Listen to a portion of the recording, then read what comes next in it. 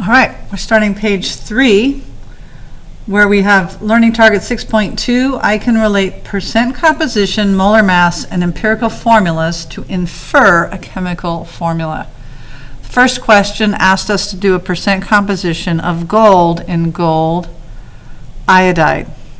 So I look at the period, I want to know how much of it is gold. Gold has a mass of 196.97.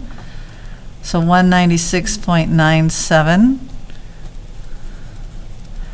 And I'm going to divide that by the total.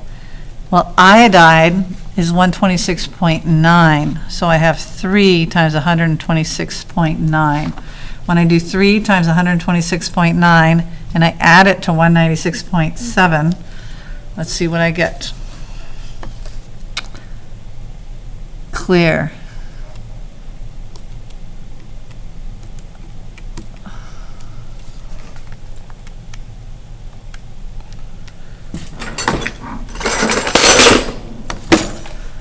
All right. 3 times 126.9, and then I add 196.97.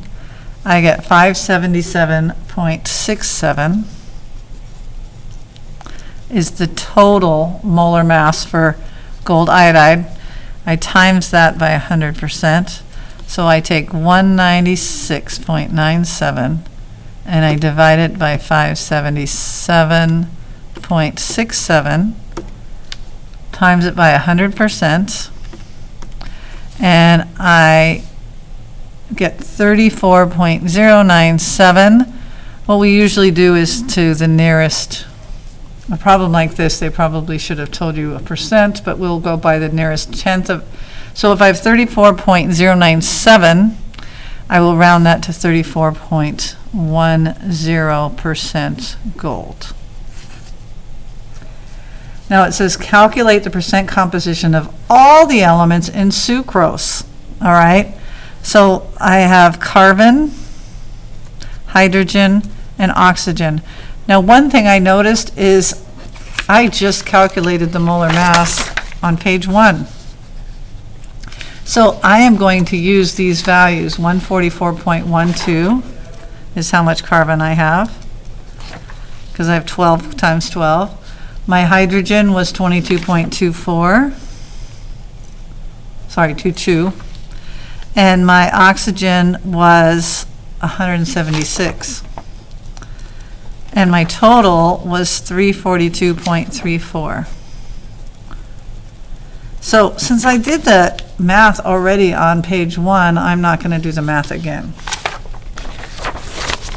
So 342.34 is the total mass of sucrose. And so again, to find the percent composition of each element, you take the mass of that element divided by the mass of the entire compound times 100%. 144.12 divided by 342.34 times 100%. I get 42.0984. Let's make that 42.10% carbon. Hydrogen, I have 22.22. And hydrogen is such a small element, we would usually expect it to be a very small percent. Times it by 100, and I get 6.49%. Hydrogen. And then I have 176. Some people, when they get to the third one, they just subtract the other from 100, but it's about the same amount of work. And I get 51.41%. Oxygen. All right. So then what says which of these have the same empirical formula, which is the same ratio. These 6 and 12, that would be CH2, and this is C2H9, so no. These are both even, so that's C4H7. These can both be divisible by 10, so no. And first of all, CO2 and SO2, those are completely different elements. So of course they don't have the same empirical formula. So hopefully it's this one, 4 and 10, those are both divisible by 2. So that would be C2H5. And 8 and 20 are both divisible by 4, C2H5. They have the same empirical formula, C2H5. Which of these following is not an empirical formula? So an empirical formula means it cannot be reduced anymore. 3, 8, and 2 cannot be reduced. So this is an empirical formula. And antimony 4S6, that can be reduced to, they're both even, to 2 and 3. So this is not an empirical formula. These others are reduced.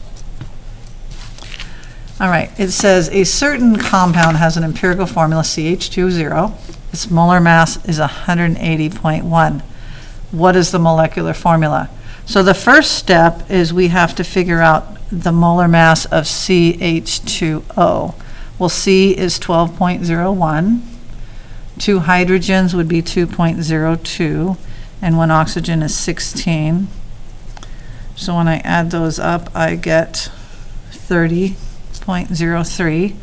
The next step is to take the molar mass of my compound and divide it by the molar mass of my empirical formula. Well, 180.18 divided by 30.03 is 6, which means there are 6 empirical formulas. That means I have to multiply each of these, C1H2O1, remember those are understood, I have to multiply these numbers by 6. So 1 times 6 is 6, 2 times 6 is 12, and 1 times 6 is 6. That is glucose, which we learned in photosynthesis in biology, if you remember. All right, that's it for page 3.